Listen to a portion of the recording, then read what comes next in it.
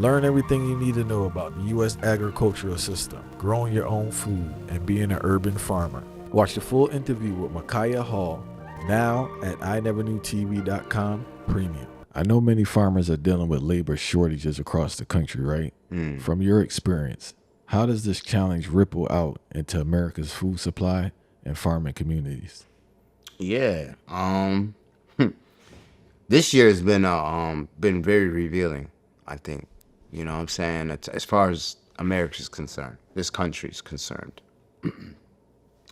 With some of the new policies that were put in place with immigrants, you know what I'm saying? You saw a huge deportation happening, you know what I'm saying, to a lot of the farm working community for this country. So there's a lot of black and brown people going back to being deported back to their countries that work a lot of the fields here. And so the ripple effect was farmers that didn't have enough hands to harvest, pack, and handle the food. So I know a lot of farms that are struggling more this year than ever before,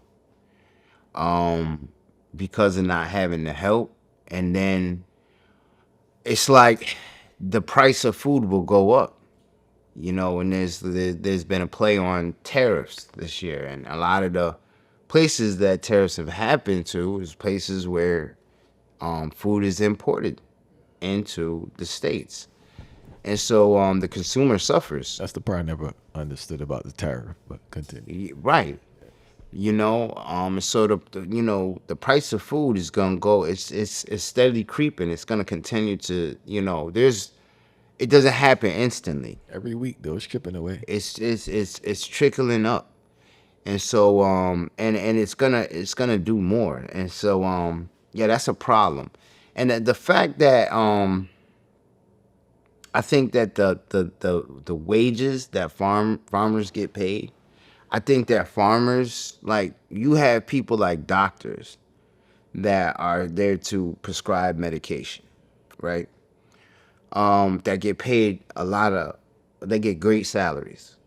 You know what I'm saying? And you got people like farmers that actually, like, are responsible for feeding people. Like, you can't Preventive even care. get to the doctor Yeah, till preventive care. before you see the farmer. You see what I'm saying? The farmer could prevent you from seeing the doctor, but you'll never see that farmer with the same salary, you know what I'm saying, or status, as the doctor.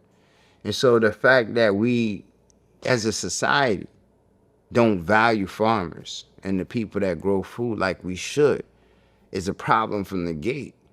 You know what I'm saying? And so, like, that was part of, like, when I took to building my business, I understood the value of what I do and what we're doing. And so I know that it's important that if you don't value yourself and understand your value, then it's going to be hard for you to make other people value you like that. And so it's important for me even to educate farmers about how valuable they are and do what they can to continue to educate people and raise the value. And I'm not saying that I'm gonna go out and charge $100 for a watermelon, but you know, the way things happening with the food prices, that might happen anyway. You know what I'm saying? And so that's the thing. Like, people don't have any control of the food prices. They just gotta pay whatever they tell you to. That's why it's so important to be able to have, access to your own and grow a little something. But yeah, no, I think it's important that farmers value themselves and that people that they choose to have a part of their community value them. And so we've focused on building a community. We've used these certain platforms like doing these podcasts and everything to spread knowledge, and then also build a community where people value the way that we grow our food. You see what I'm saying? So yeah, my food may not be priced the same as Joe Schmo at the farmer's market, but he doesn't grow with the same passion and love and care that I do.